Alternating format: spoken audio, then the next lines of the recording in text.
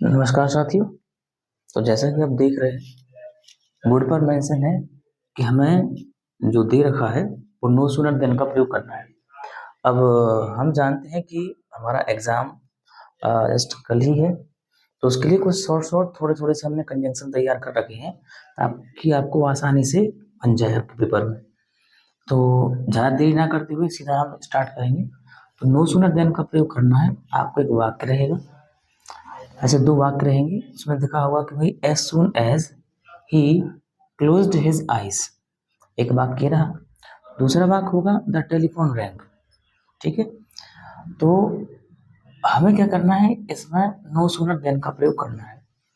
तो हम क्या करेंगे, नो सूनर का जो प्रयोग होता है वो एज सुन एज के स्थान पर होता है। तो इसको ऐसे सॉल्व करेंगे कि एज सुन एज की रिप्लेसमेंट किससे करेंगे, नो सूनर से। तो हमने लिख दिया नो सूनर।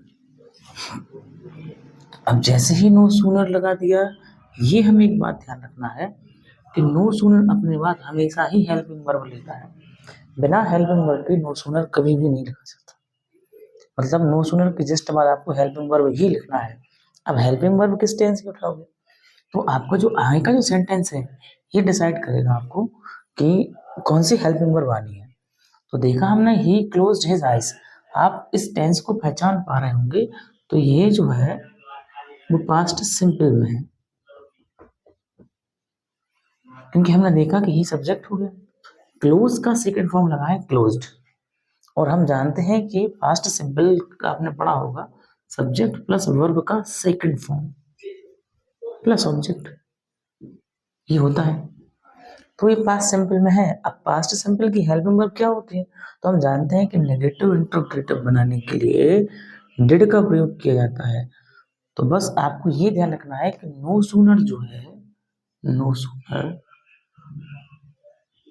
अपने बाद हमेशा हेल्पिंग वर्ब लेता है, और हेल्पिंग वर्ब जो आगे बचा उस टेंस की लेता है। तो हमने नो सूनर के बाद ये पास्ट में, पास्ट की हेल्पिंग वर्ब होती है डिड। इसके बाद आपको इस टेंस को जहाँ का तहाँ लिख देना है।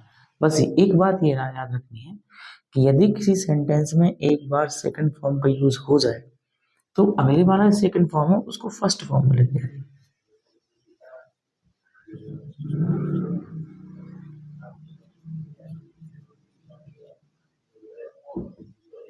तो हमने किया क्या, नो सूनर लगाया एज सून एज की जगह, और नो सूनर की जस्ट बाद हमें लेनी होती है हेल्पिंग वर्ब। तो हमने देखा ये पास्ट सिंपल में है, तो पास्ट सिंपल की हेल्पिंग वर्ब होगी डिड। इसके बाद ही, चूंकि डिड डू का सेकंड फॉर्म होता है, तो अगर किसी सेंटेंस में एक बार अगर सेकंड फॉर्म लग जाए तो अगली जो सेकंड फॉर्म है उसको फर्स्ट फॉर्म में लिखते हैं। तो इस क्लोज्ड का क्या हो जाएगा, क्लोज, इस डिड के आने की वजह से। His eyes as it is. फिर हमें लगाना है देन। देन कुछ नहीं करना, सीधा फुल स्टॉप हटाओ, देन लगाओ, और उसके बाद सेकंड सेंटेंस जो है वो एज इट इज लिख दो पूरा। द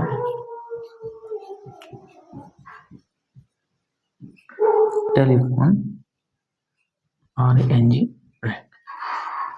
तो हो गया। अब इसको देखिए एक बार, और यदि कहीं समस्या हो तो आप कमेंट कीजिए, लिखिए इसको।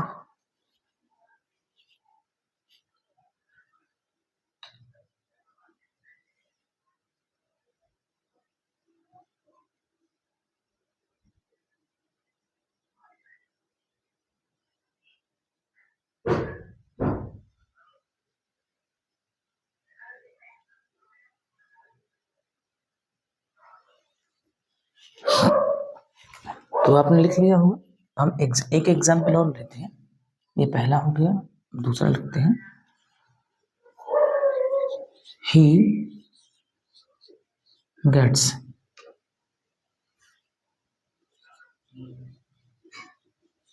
Salary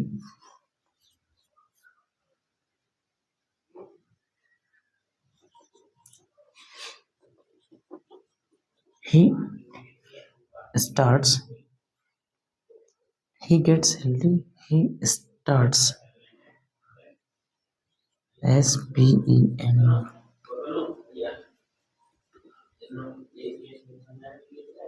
spending it. तो इसमें भी आपको कह रखेगा कि भाई नो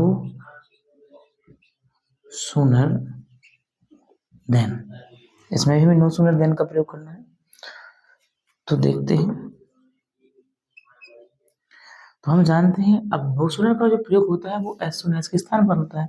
अब इस वाले सेंटेंस में कहीं एज सून एज है ही नहीं, तो हम क्या करेंगे कि अगर हम अर्थ समझें तो नो सूनर यहाँ देखा और यहाँ देखा, यहाँ एज सून एज की जगह लगाया, तो इसका मतलब अगर निकाले तो ये था कि एज सून एज मतलब जैसे ही क्लोज्ड हिज आइज, जैसे ही उसकी आंखें बंद हुई, उसका मतलब सोने का मतलब है द टेलीफोन रैंग, उसका जो टेलीफोन यानी मोबाइल जो है टेलीफोन है वो बजने लगा।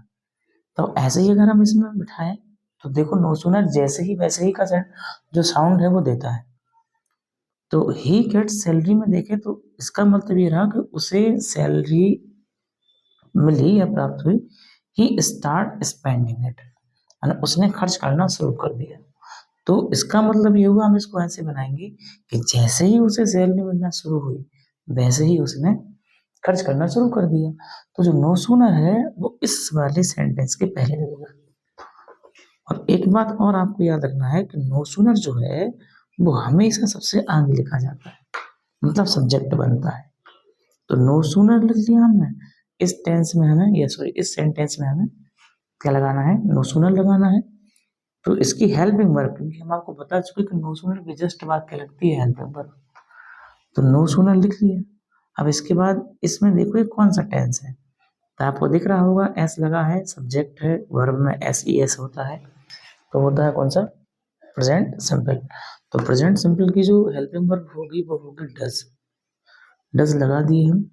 इसके बाद ही गेट्स का हो जाएगा गेट, क्योंकि डज यहाँ आ गया, फिर सैलरी। अब देन का प्रयोग आप अच्छे से जानते हैं कि देन लगाओ और सीधा सेकंड जो दूसरा वाक्य है उसको लिख दो as it is, he starts spending it. तो आई होप आपको समझ आ गया होगा। एक बार हम रिवाइज कर लेते हैं कि नो सूनर का प्रयोग जो है वो पहले वाले सेंटेंस में होगा, यहाँ हमने नो सूनर लगाया सबसे आगे। फिर ये जो सेंटेंस दिया है इसको देखा, ये प्रेजेंट किसमें है, सिंपल में। तो हम जानते हैं कि नो सूनर के जस्ट बाद हेल्पिंग वर्ब लगती है। तो हमने देखा कि गेट्स लिखा है मतलब प्रेजेंट सिंपल में, और प्रेजेंट सिंपल की जो हेल्पिंग वर्ब होती है वो होती है डज, तो डज लगा दिया। इसके बाद ये ही गेट सैलरी, और फुल स्टॉप हटाया, देन लगाया, और देन के जस्ट बाद जो सेकंड सेंटेंस है उसको एज इट इज लिख दिया। अब आपको ये भी ध्यान रखना है कि आपको केवल नो सूनर जो देन है वो केवल ऐसी कंजंक्शन के लिए नहीं आना, नो सूनर देन का प्रयोग जो आपको होगा वो आपको ऐसा सेंटेंस लिख देगा और यहाँ देन की जगह क्या करेगा, ब्लैंक्स छोड़ देगा। मतलब कहने का मतलब ये है कि ब्लैंक्स में भी आते हैं। तो आपको ये याद रखना होगा कि नो सूनर की जो जोड़ी होती है वो देन के साथ होती है, तो नो सूनर के साथ देन लगाएंगे। यहाँ आपको कई बार ब्लैंक्स मिले होंगे या मिलेंगे, तो अब देखना कि नो सूनर ये इतना लिखा होगा, यहाँ देन की जगह स्पेस होगा, ब्लैंक्स होगा, और ये एज इट इज लिखा होगा। तब आपको ध्यान रखना है कि नो सूनर के साथ हमें देन ही लगाना है, ठीक है। तो आपको कोई भी अगर इसमें परेशानी हो तो आप कमेंट कर सकते हैं, और साथ ही साथ आप चैनल को लाइक करें, अगर आपको पसंद आए सब्सक्राइब करें, ठीक है, और अपने दोस्तों को बताएं।